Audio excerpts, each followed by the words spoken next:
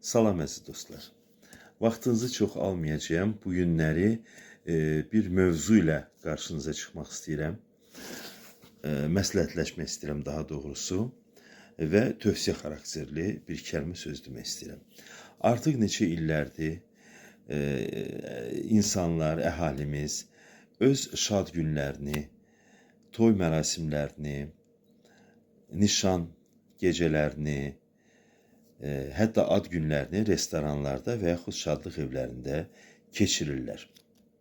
Aydın məsələdir ki, insanların şad günüdür, onlar yeyib içmək, əylənmək, dostuna, tanışına yaxşı töhfələr vermək arzusunda olurlar. Amma bir neçə il bundan əvvələ nisbətən hal-hazırki zamanda şadlıq evləri və restoranlar insanların şad günləri demək olar ki, yumşaq sözlə ifadə eləsəm, insanların burnundan getirirlər.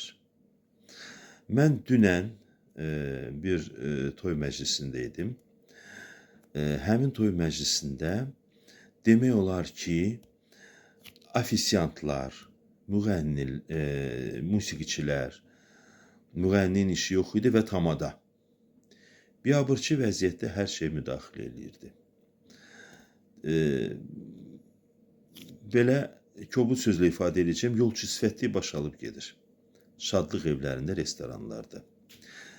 Birinci məsələ, dəb halına salıblar, masada oturan qonaqlara xidmət göstərmirlər. Yəni, oturan qonaq gərək əli cibində ola. Oturan qonağın niyə əli cibində olmalıdır? Məyər şadlıq evi və yaxud restoran həmin ofisantın məvacibini verməyibmi? Vermirmi? Verir. Gündəlik olaraq verir. Musiqiçilər şadlıq evində hər məclisə görə məvacib almırlarmı? Alırlar. Bu niyə dəb salıblar bunlar? Yolçu sifətli eləyib, hər kəsi mikrofon qarşısına dəvət eləyib zorla. Danışa bilir, bilmir, fərqi yoxdur. Tək ki, mikrofona gəl, tez hörmət elə, musiqiçilərin payını ver, mikrofonun pulunu ver, şirinlik ver.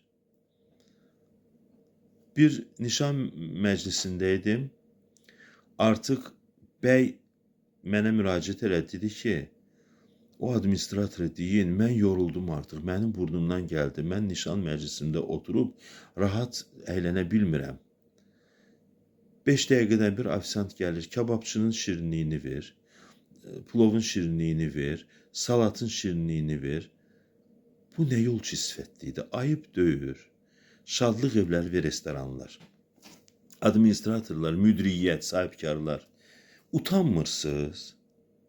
Bu nə qaydalardır, bu nə dəbdir gətirmişsiniz? 40 manat, 45 manat, 90 manat menyu haqqı alırsınız adam başına.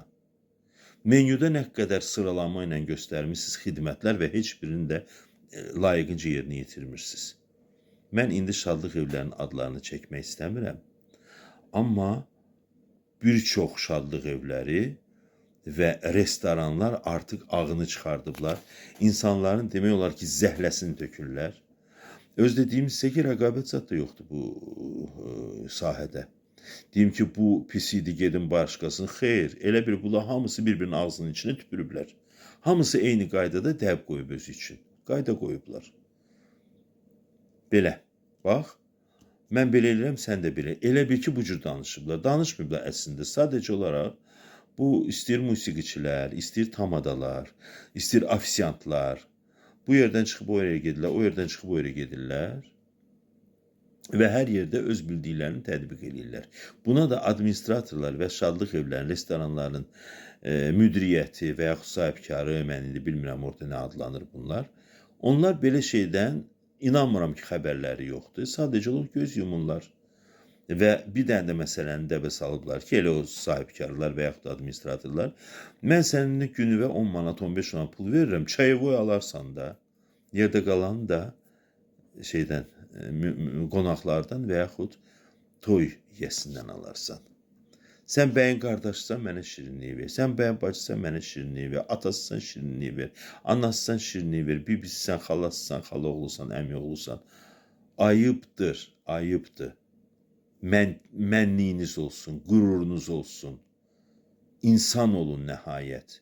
Bir-birinə hörmət eləməyi bacarın. Hər şeydə geri qalmışıq, hər şeydə. İstəyir toyda, istəyir yasda, istəyir gəzməkdə, istəyir istirahətdə. Bəsdirin bu insanların əyləncəsini, xoş gününü zəhərə döndərdiniz. Kifayətdir artıq. Özünüzə gəlin, silkələnin, ayılın. Bu qədər. Elə bilirəm danışığım yetər, çünki biraz da çox danışsam artıq cızığından çıxmış olacaq. Sağ olun əzizlərim.